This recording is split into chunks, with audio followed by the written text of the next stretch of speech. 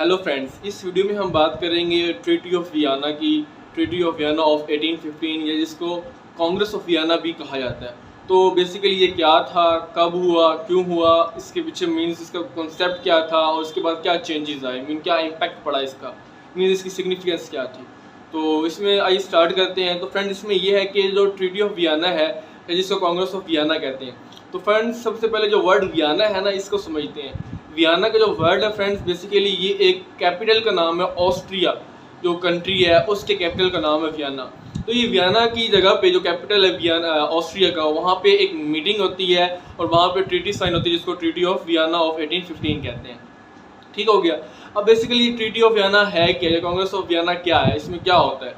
इसमें फ्रेंड्स ये होता है कि जो अलाइड पावर्स होती हैं, जिसमें आपको कह सकते हैं ग्रेट ब्रिटेन, रशिया, प्रशिया और ऑस्ट्रिया, इनके नेम याद रखने के लिए आप याद रख सकते हैं